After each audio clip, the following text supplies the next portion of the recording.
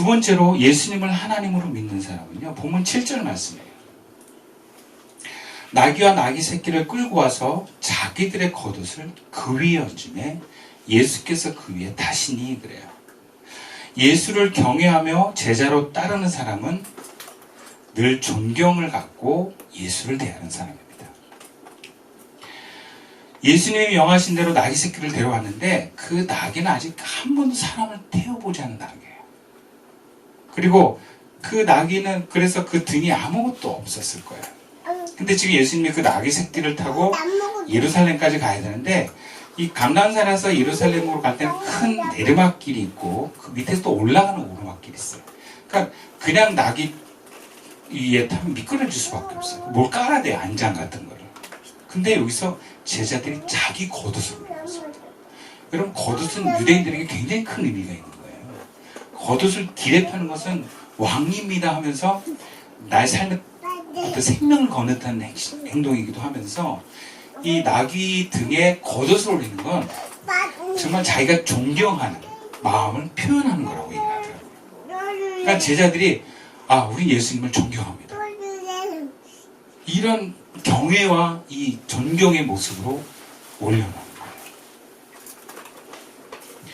예수를 제자로 따르는 성도는요, 예수님을 존경하는 마음으로 대합니다. 그리고 예수님을 존경하는 마음은 예수가 있는 연결된 그 모든 곳에서 존경과 존중의 태도로 나타납니다. 먼저 교회의 머리 대신 예수님을 존경하면 교회를 존경합니다. 교회의 규칙과 교회의 모든 과정들을 존중합니다. 주일 예배, 식탁 교제, 마을 모임, 수련회, MT, 만나 기도회, 이런 교회의 모든 과정들을 귀하게 여기고 잘 따릅니다. 또 교회 안에 교회의 필요와 분위기를 존중하면서 귀하게 여깁니다. 교회에 나를 맞춥니다. 근데 교회를 존경하지 않는 사람 특징을 보면 교회가 나를 맞추기를 요청합니다. 나의 필요에 교회가 있어야 된다고 생각을 합니다. 그러나 교회를 존경하는 건 내가 교회를 맞추는 것입니다. 교회가 유익을 줘서가 아니라 교회가 머리 대신 예수님께서 세우시고 임하는 곳이기 때문에 그렇습니다. 두 번째로 예수님을 존경하는 것은 교회의 성도와 지도자와 목회자를 존중하는 것입니다. 예수님은 교회에 함께 계시지만 성도와 함께 계십니다. 교회 안에 지도자를 세우신 분은 바로 주님이십니다. 성도가 목사를 존경하고 또 리더를 존경하는 것은 그들이 존경할 만해서가 아니라 주님이 세우셨기 때문입니다. 목사도 리더도 성도를 존중하는 건 주님이 성도를 이 교회에 보내셨기 때문에 그런 거예요. 그래서 함부로 대하지 않는 거예요. 서로가 서로를 존중하고 그 위치를 인정해 주는 것입니다. 나아가서 세상을 존중하고 사랑합니다. 왜? 주님이 사랑하시니까.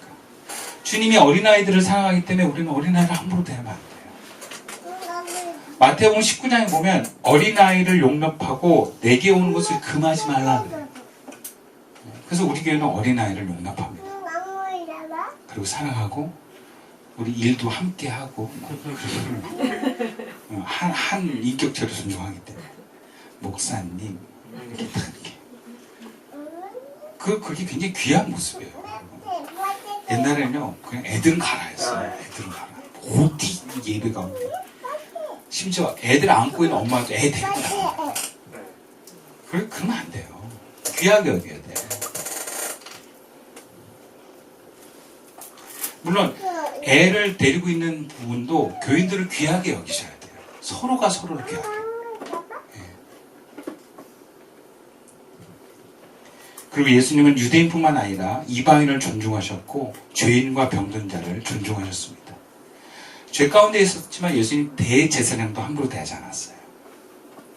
그런 의미에서 우리가 예수를 존경하면 결국 존중하지 않은 대상이 없어요. 다 귀합니다. 왜? 하나님이 세상을 사랑하니까. 내 마음에 안 들더라도 예수님 때문에 존중하고 그 대상이 나보다 위에 있는 자리에 있다면 존경할 수 있어야 됩니다. 위치를 존경하는 것입니다. 세 번째로 하나님을 하나님으로 대하는 사람은 본문 9절 말씀입니다. 앞에 가고 뒤에서 따르는 무리가 소리 높여 이르되 호산나 다윗의 자손이여 찬송하리로다. 주의 이름으로 오시는 이여 가장 높은 곳에서 호산나 하더라. 세 번째로 예수님을 하나님으로 따르는 제자는요, 늘 예수님을 높이며 찬양하는 사람입니다. 앞에서 말했듯이 여기서 호산나는 구약에서 야훼 하나님을 높일 때 찬양하는 할렐루야입니다. 우리에게 은혜와 자비를 베푸시고 구원하신 하나님을 높일 때 이스라엘 백성들은 하나님을 향해서 할렐루야라고 외칩니다. 예수님은 하나님이십니다. 내 삶의 형편이 지금 어떠한지는 사람마다 다르겠지만 나를 구원하시고 하나님께서 자녀 삼아주시고 지금도 함께 해주시는 그 하나님을 높이지 않을 수 없는 것이 바로 하나님을 경외하는 사람입니다. 감사하고 늘 고마운 겁니다. 그래서 하나님을 향한 찬양을 멈추지 않는 사람입니다. 내가 마음에 들고 좋은 일이 일어나면 찬양하고 내가 힘들고 마음에 들지 않는 일들이 일어나면 찬양 안 해. 여러분, 이것은 하나님을 하나님으로 경외하는 사람이 아니에요. 내 뜻과는 다른 현상이 일어나도 하나님을 신뢰하는 사람. 그래서 하나님을 경외하는 제자는 늘 찬양합니다. 늘 그분을 높이는 고백을 합니다. 찬양은 너무 귀한 거예요. 여러분, 예배 때 제일 중요한 게 찬양이에요. 설교가 아니에요. 여러분들이 하나님께 드릴 수 있는 가장 귀한 건 찬양입니다. 제가 앞에서 함께 찬양을 해보면 그 느낌이 있어요. 여러분이 정말 하나님을 경외하면서 나오는 찬양을 드리는지 여러분만 몰라요. 저는 그걸 다 받아요. 그래서 그걸 소통하면서 저도 함께 찬양을 올려드리는 거예요. 왜? 이 예배에 우리가 드릴 수 있는 건 찬양이기 때문에. 여러분의 삶에서도 찬양하기를 놓치지 마십시오. 여러분, 하나님 정말 기뻐하는 것 중에 하나가 뭐냐면 여러분 골방에서 찬양하면서 기도해보세요. 하나님 정말 기뻐하십니다. 뭐 꼭 기타는 안 쳐도 돼. 드럼 치면서 해도 돼. 그냥 하나님 찬양합니다. 하나님 찬양합니다. 내가 아는 찬양 올려드려도 되고. 내 삶이 찬양이 될 수 있어야 돼. 물론 여러분들이 찬양을 도구 삼아서 자꾸 내 마음을 위로하려고 하는 경향도 있긴 있어요. 찬양을 자꾸 나를 위로하고 나를 뭐 위해서 하지 마시고요. 뭐 안 하는 것보다 낫긴 한데 그냥 주님을 높이는 마음으로 올려드리세요. 그냥, 주님, 그냥 당신 찬양합니다. 시험에 떨어져도 찬양하고 뭐가 좀 잘 안 돼도 찬양하고 하나님이십니다. 그거 아셔야 돼요. 찬양이 얼마나 귀한지. 우리 영에서부터 주님과 하나 된 가운데 하나님께 올려드리는 기도는 찬양입니다. 찬양하는 걸 귀하게 여기셔야 돼요. 최선을 다하셔야 돼요. 그리고 찬양을 준비하는 사람들은 정말 잘 준비하면서 올려드릴 수 있어야 돼요. 그것이 하나님을 경외하는 것입니다. 저도 가끔 반성을 해요. 야, 내가 무대에서 노래를 불러도 이렇게 준비를 안 하진 않을 텐데. 아빠는 배불러? 그리고 늘 고맙고 늘 감사하고 늘 좋으신 하나님이 바로 우리 하나님이십니다. 그래서 기뻐하고 모두에 감사한 거예요. 근데 문제는 우리가 그런 예수님을 자꾸 잊어먹는다는 데 있어요. 또 문제는 내 삶에 문제가 너무 많아서 그 문제에 내가 갇혀버린다는 게 있어요. 두렵고 외롭고 힘들고 거기에 갇혀 하나님을 못 봐요. 내 두려움과 근심이 가로막혀가지고. 또 문제는 지금까지 은혜를 은혜로 알지 못하고 무시하고 당연하게 여깁니다. 홍해를 지나서 40년 광야를 생활하는 게 기적처럼 되어지는 것인데 하나님이 은혜 가운데 구름 기둥과 불 기둥이 있는데 이스라엘 백성들을 보면 하나님 툭하면 원망해요.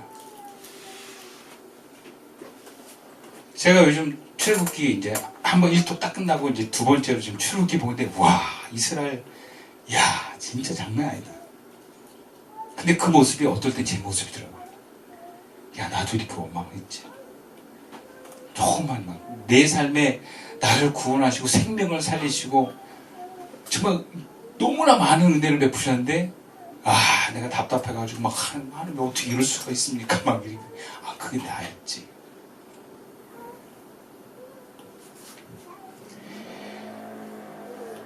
목사로서 저를 포함해서 우리는 얼마나 하나님을 향해 말로만 중요하고 말로만 은혜 받았다고 하는 모습으로 사는지 모릅니다. 찬양을 안 해요. 예배를 귀하게 여기지 않습니다. 하나님께 대한 감사의 표현이 없어요. 은혜를 받았는데 감사를 표현하지 않으면, 여러분, 그것은 은혜로 인정하지 않는 모습이에요. 예수님을 하나님으로 믿었다가 성자로 믿었다가 왔다 갔다 하는 것이 또 우리의 모습입니다.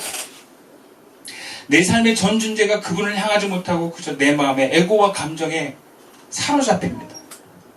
그래서 에고가 51%가 되는 순간 우리는 하나님을 향한 찬양과 감사를 잃어버리게 됩니다.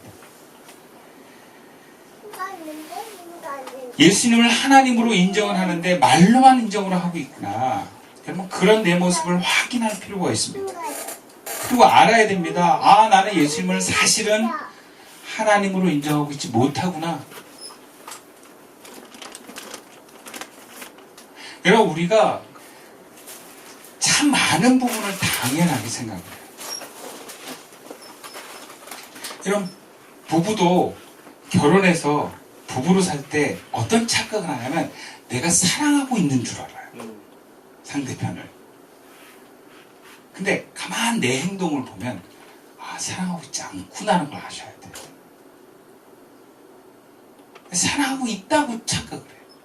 부모가 자식을 향해서 나는 부모니까 자녀를 사랑하고 있다고 생각을 합니다. 근데 행동을 보면 사랑하는 게 아니에요. 다 자기 입맛대로 자기 기대대로 애들 통제해요. 함부로 대해요. 그럼 그건 사랑이 아니에요.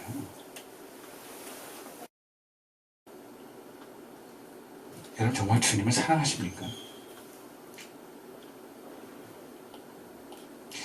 그러고 보면 우리는 예수님을 믿는다고, 예수님을 사랑한다고 하지만 잘 몰라요. 삶을 보니까 예수님을 존중하지도 않고 존경하지도 않습니다.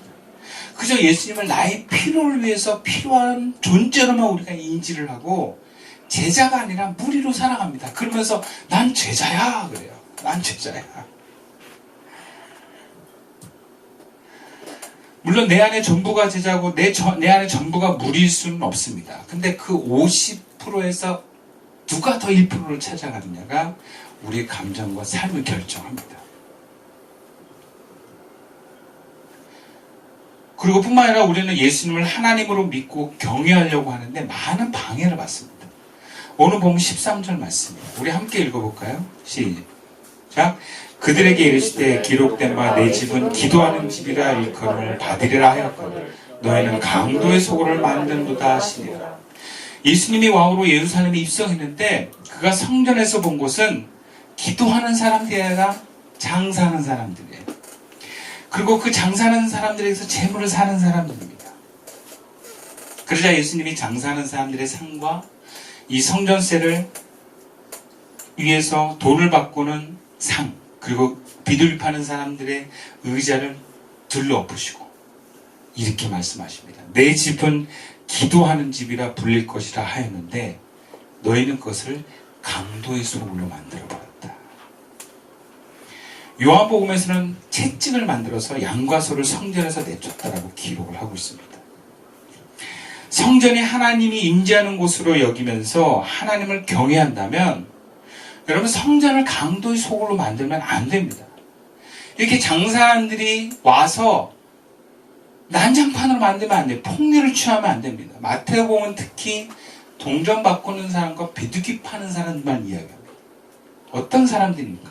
가난한 사람을 대상으로 하는 사람들이에요. 근데 그들에게 폭리를 취합니다.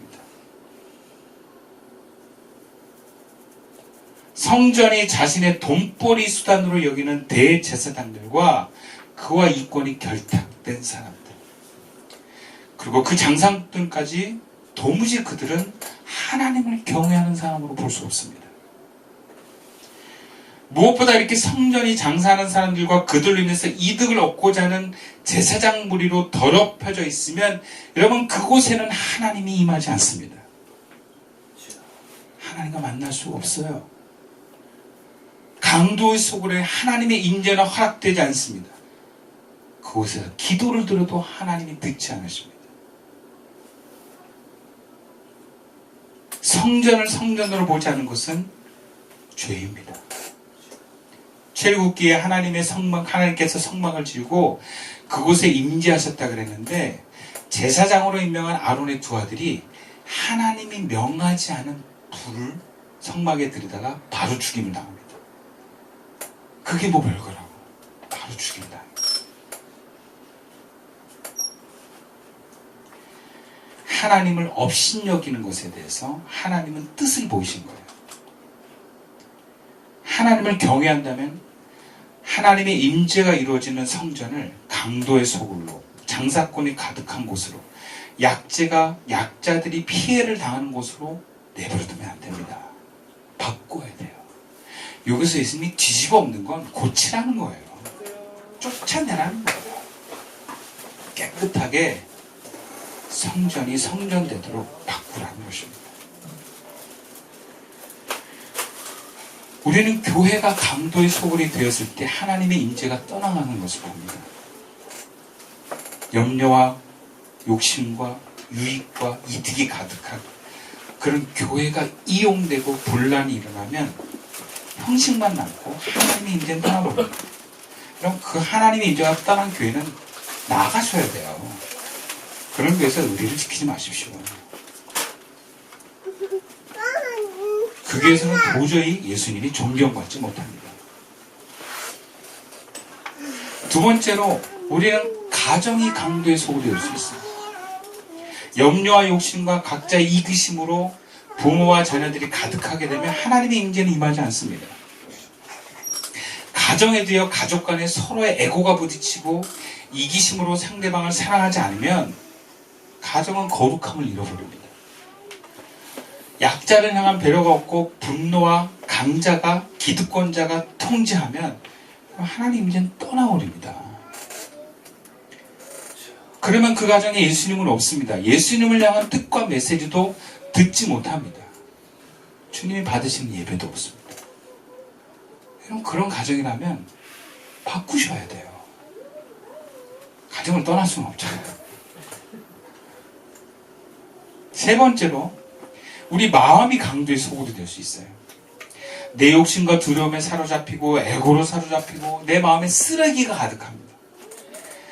그럼 거기서는 하나님의 임재가 임하지 않습니다. 쓰레기는 치워야 돼요.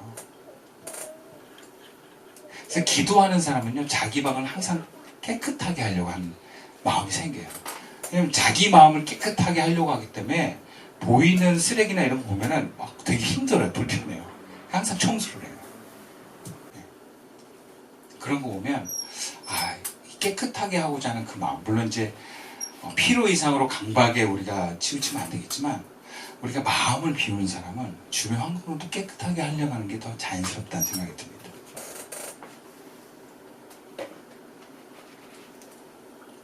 우리는 그렇게 방해받습니다.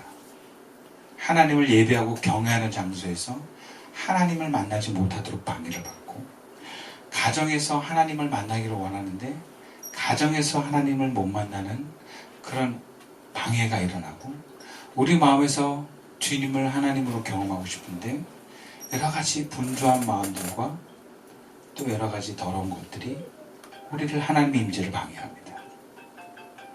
그래서 예수님을 존중하고 제자의 삶으로 나아가려면 여러분 청소해야 됩니다. 성전을 청소하고 깨끗하게 해야 돼요. 교회와 가정과 내 마음의 쓰레기를, 이기심과 욕심과 두려움을 내쫓으셔야 돼요. 요한복음에는 예수님이 채찍으로 소와 양들을 성전에서 내쫓았다고 표현합니다. 과격하게 그렇게 강렬한 의지를 보이십니다. 예수님을 하나님으로 인정하고 싶어도 이런 방해물과 쓰레기가 있으면 어렵습니다.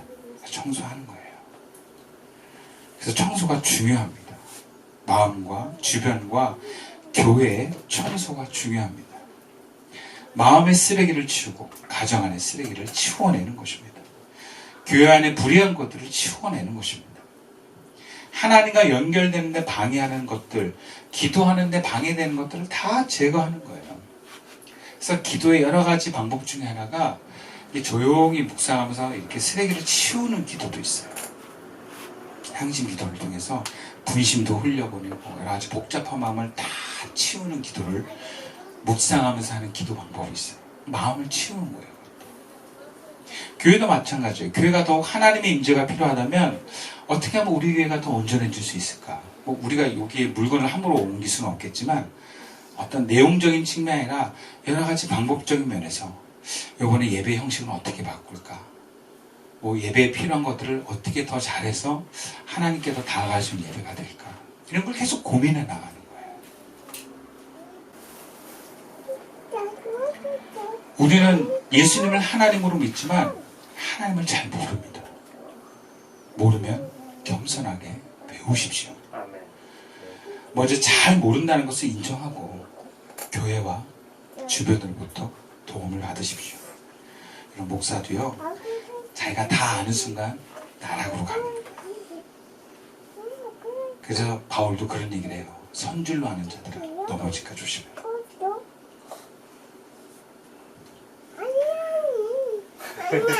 그러고 보면 여러분 주변에 뭐 좀 안다는 사람들이 참 많아요. 특히 하나님을 좀 안다는 신앙인들도 많습니다. 여러분 우리가 하나님 잘 모릅니다. 알려고 하는 것뿐이지. 그러면서 예수를 믿으면서 예수님을 알아가는 거예요. 예수님 스스로가 겸손히 나귀를 타고 입성하셨는데 늘 우리는 대단한 존재인 줄 알고 있어요. 여러분 못 좀 아는 사람이 제일 위험합니다. 우리 겸손합시다. 그리고 배웁시다. 그리고 도움을 요청합시다.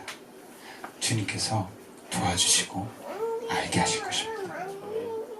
기도드리겠습니다.